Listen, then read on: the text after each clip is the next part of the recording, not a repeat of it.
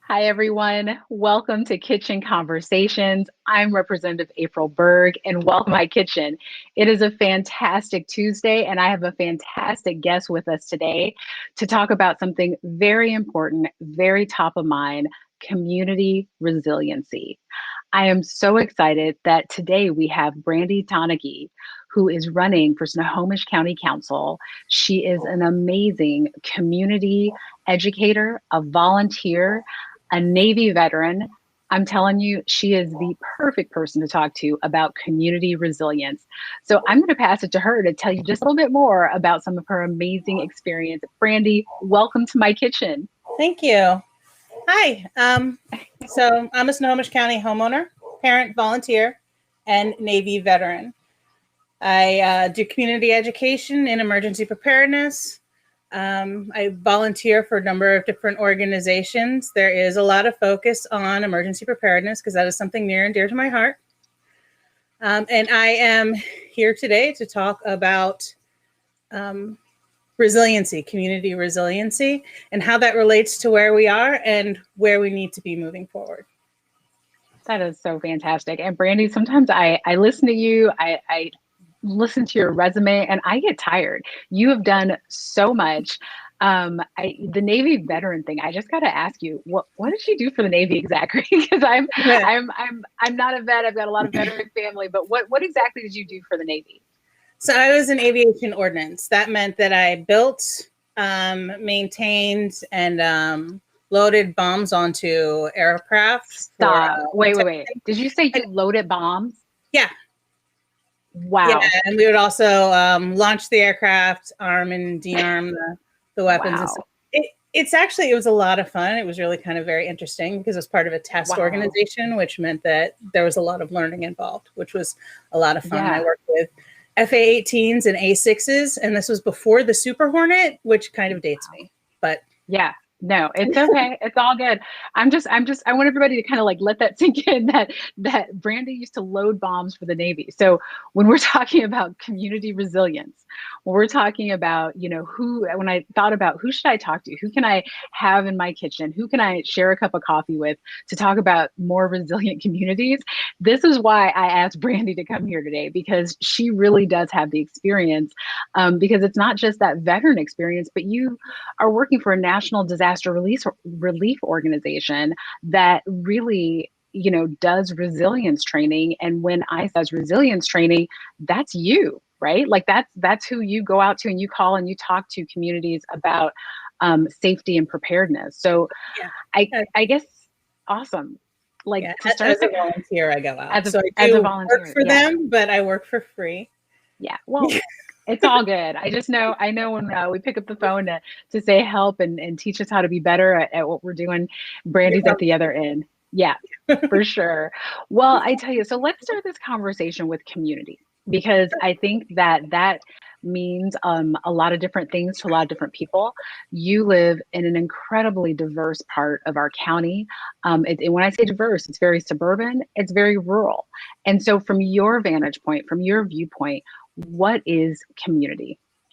Well, it's kind of interesting because where I am, we see these pockets of these little pocket communities where a bunch of neighbors will get together and be, connected. But we also see, even in suburban areas, where you've got people who live next to you and have for 10 years who don't know one another. Oh, wow. And so it's still community, but there's a disconnect between those members. And one of the things that I strive to do is find ways to actually remove those barriers, because that disconnection can actually impact how we fare when there is some kind of emergency. Yeah, that's right. And that's, I think, the way you talk about community is, it's almost where we are, but also where we want to be, right? Is more cohesive. And so as far as resilient, like, so when you're, you putting on that hat of, being a veteran, being a community educator, when you talk to folks about being resilient, what does that look like? So it means a couple of things. One thing is that if you face a disaster, you're able to get back up on your feet again and get moving more quickly than you might otherwise be able to. It's being able to bounce back to an extent. But it also is about being a little bit more self-sufficient, because that's what's required in order to be able to bounce back. So if you have does that say we get hit by a pandemic and nobody's expecting it and nobody is planning for it? Suddenly, that can never happen. Right? It would never happen. But we'd have tons of shortages, some people with everything, some people with nothing. And when you look at resiliency, it's the people who know what's coming, who are prepared for that to come, who are those who are most in the position to be able to kind of get over it and move forward. In that respect. But then in the other respect, when we're looking at communities, we need to look more at how we function on a daily basis, right? Yeah. So in that respect, community resilience is being able to have a community member who loses a job but that doesn't end up finding, ways to help prevent them from being booted out of their home because they've lost their job. It's people lifting one another up and helping everybody get to the finish line. It's building more community responsibility and social responsibility to make sure we're all in the place we need to be when we're faced with a disaster that affects everybody or an emergency that just affects one or two of us. Because realistically, it's a lot easier to prevent an emergency or disaster than it is to recover from it, if that makes sense. Absolutely. And so that's kind of where community resiliency comes in. It's about building that additional layer of social responsibility along with whatever needed support there is to make sure that everybody can stay on their feet. It's about bending instead of breaking. Yeah, no, I like that. And that's right. It's being flexible. And so from your vantage point at the county and serving at the county level, let's unpack that, because you said something that I haven't heard many leaders talk about, which is self-sufficiency. A lot of times when you talk to leaders about community resilience, they talk about a lot of things that governments or municipalities can do for them. But you said self-sufficiency. So how do you see something like the county playing a role in helping folks become more self-sufficient? Well, there are a couple ways. One is simply making sure that we have the resources in place that are appropriate for each community, that are accessible to each community. So not just like we have this resource and you come get it, but sometimes you have to meet people where they're at, but to make sure that they have what they need in order to be in a position to be more self-sufficient. One of the things that I found is there are significant communities that do not have the resources, including information, as well as financial, as well as space and other things, to be able to prepare in a way that a lot of us can. So it's making sure that those things are available to communities so that they can get to that point, so that what is needed is there. It's about prioritizing different types of projects as well, like community gardening. Like a lot of people started planting during the pandemic, right? But a lot of people can't because they don't have those resources. But if you look at urban gardening, you can do container gardening, you can do vertical gardening, you can do roof gardening. There's all sorts of different options. Food forests, things like that. Bringing all of those things into communities can help create a situation so that when something happens, whether it's on a small scale with one family or even one individual, or when it's on a large scale, that we're in a position to take care of ourselves, because that's got to be the key. A disaster is defined by being too much for our local systems to handle. Okay. But if we are able to take care of ourselves to an extent in that, it takes a lot of that pressure off. Thank you for that definition and for that, for kind of expanding on that, because I think when I hear the term self-sufficient, I think of doomsday preppers, don't take my stuff. Keep it moving, buddy. I got mine, you go find yours. But really, when you're talking about self-sufficiency, it is a part of a community resilience strategy that helps everyone, right? So that you can help your neighbor and you can be a part of that fabric. So I think that for me, and again, everybody at home knows I'm a note taker. I was writing down some of the things you were talking about because I really hadn't heard it explained that way. And so as we look at things, and I hate to, ask questions that I haven't kind of already, talked a little bit about you in other points of our life, but I want to talk to you a little bit about those community gardens, right? So I've heard from communities in Snohomish that, King County has a great way of making their extra county parks and lands available for things like community gardens and edible forests. Would that be something, as a county leader that you would look at doing or making available? Yeah. So one of the things that I think would be really kind of an amazing thing to do, and actually it was something I talked about with my church, was replacing ornamental landscaping with food producing trees and plants and bushes. Something it's small, but replace a flower garden with strawberries. With edibles. And people can just go by and take the food, whether if they're hungry, whether they have food at home or they don't have a home at all. It gives that opportunity to share and partake in something like that. And those are really simple. I mean, they're not as it's not just like snap your finger simple, but they're fairly easy things to do to make that shift. And every step we take towards something like that can really do a lot to build that community up more. Absolutely. Yeah, no, and I think, with you running for council, with you having just the background that you do, in preparedness, your background as a Navy, and even the way you talked about going to your church, that stands out for me when you say you went to your church and you asked. And so I think that's important because again, that's a part of building that resilient community. And I think most of us know, churches do land or own a large majority of land in our country, right? So going to your church to ask to use that land is always a good idea when we're looking at edible gardens and community garden. So just, again, back to that resiliency piece, back to that county piece, what can we do for transportation in that realm, right? Like, so how does transportation have a role in this resiliency and this community resiliency? Transportation gets tricky. It particularly gets tricky around here because in my head, I'm in thinking about earthquakes now. We have so many bridges and other things that we really need to be thinking about contingencies if we have a major earthquake, because we're going to be stuck in specific areas for quite a long time, at least 2 weeks, probably more.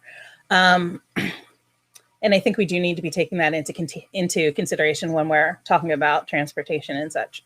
But that is something that is it is important. We need to be expanding transportation in such a way that provides or that doesn't leave people out. I know that's tricky because we have a lot of areas that don't actually have access to public transportation at all. We have issues with being able to only place people in spaces where they do have access, which can cause a lot of kind of crowding.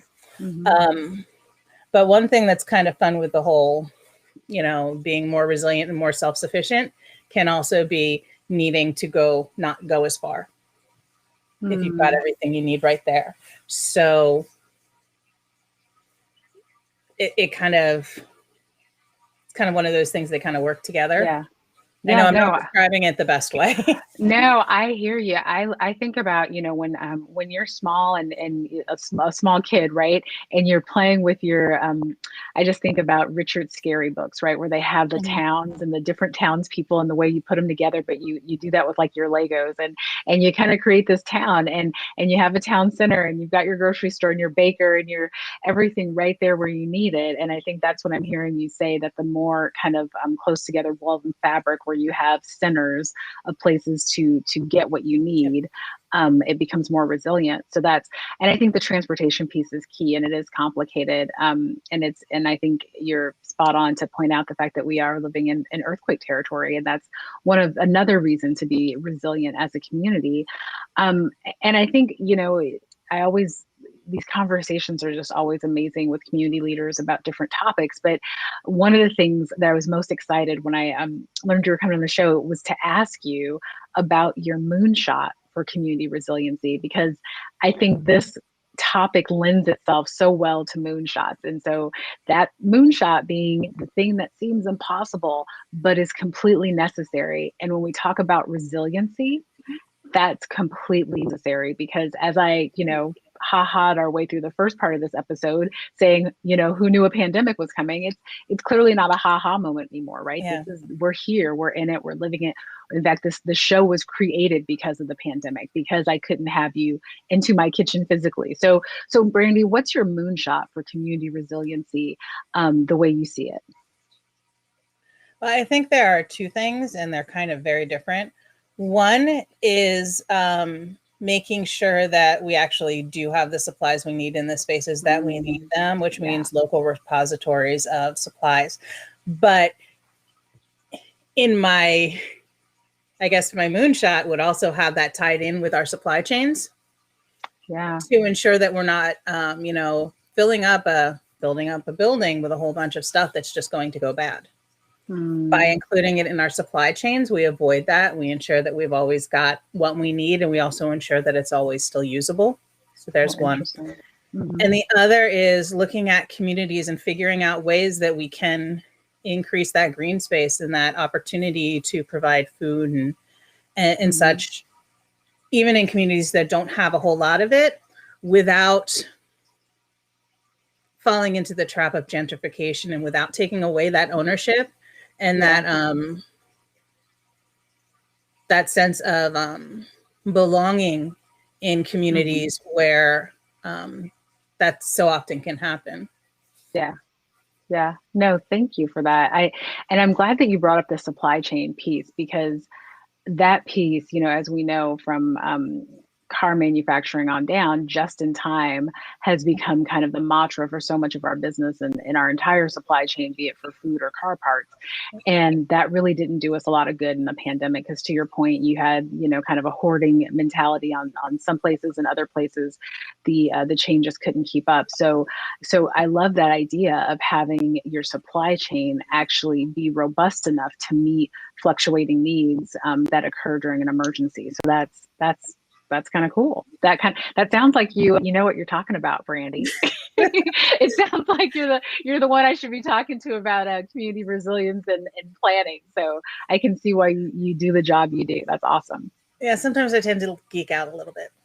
Hey, this is the place to do it. This is the comfortable confines of my kitchen is the best place in the world to geek out with me and maybe a couple hundred friends. So Sweet. I am so excited that you came on today to talk to us about this really, really important issue. So before we go, I just have a couple of programming notes for our amazing viewers out there. Guess what? Next week is the August primary right here in Washington State. We will not be in my kitchen having any conversations. Why not? Because we're going to be out waving signs, phone banking, talking to friends, making sure our ballots are in that box. So August 3rd, please, you will not have anything to tune into here. You will be out really hopefully supporting our democratic process and some amazing candidates like Brandy. Second programming note is that we will be back on August 10th with a fabulous interview with Savannah Jackson, the owner of MixFay right here in Mill Creek, to talk with a small business owner about small business. So that is going to be an episode you absolutely do not want to miss right here on August 10th. I want to thank everyone for tuning in. Thank you, Brandy, for that amazing conversation. Have a wonderful Tuesday, and I'll see you on August 10th. Thanks, everyone.